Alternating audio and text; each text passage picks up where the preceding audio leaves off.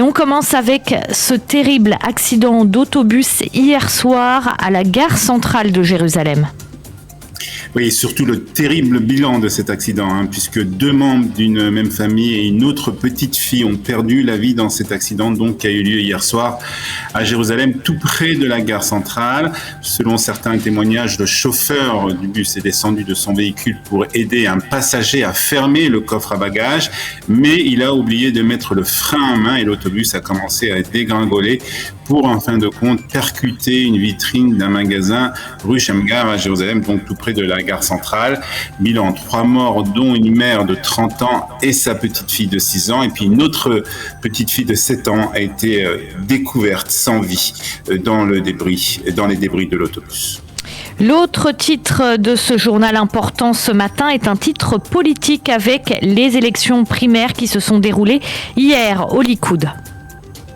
Oui, et on peut dire que le Likoud a fait peau neuve avec une liste plus jeune et certains anciens députés qui ont peu de chances de faire partie de la prochaine Knesset. C'est Yariv Levin qui est arrivé en tête de ce suffrage et qui sera donc à la seconde place de cette liste tout de suite après la tête de liste, le président du Likoud, Binyamin Netanyahu. Parmi les nouveaux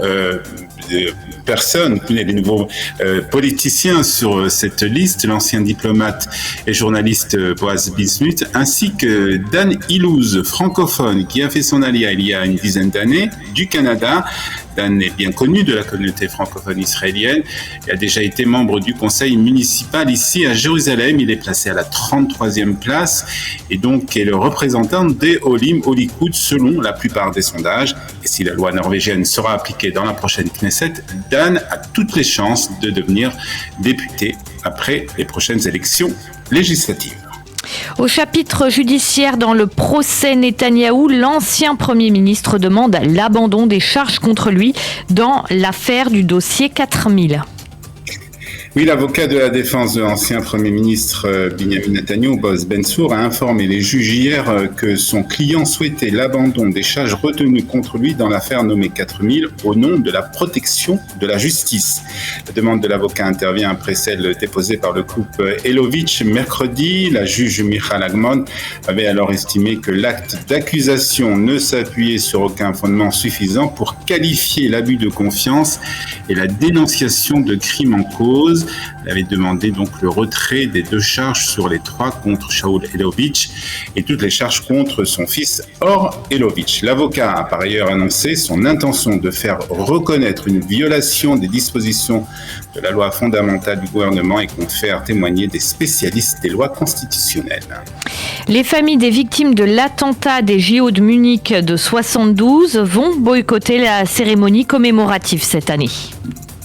Oui, elle réclame aux autorités allemandes des excuses publiques pour toutes les erreurs et leurs mensonges dans cette affaire et d'ouvrir aussi leurs archives ainsi qu'une juste compensation.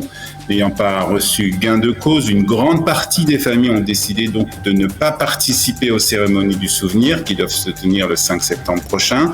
Dans une lettre transmise au président de la région de Bavière, les familles des 11 Israéliens tués lors des Jeux de Munich en 1972 indiquent décliner l'invitation aux commémorations donc du 5 septembre. Et si les familles ne se rendent pas à Munich pour ces commémorations, le président de l'État, Yitzhak Herzog, a annoncé qu'il annulerait lui aussi son voyage prévu en Allemagne pour cette occasion.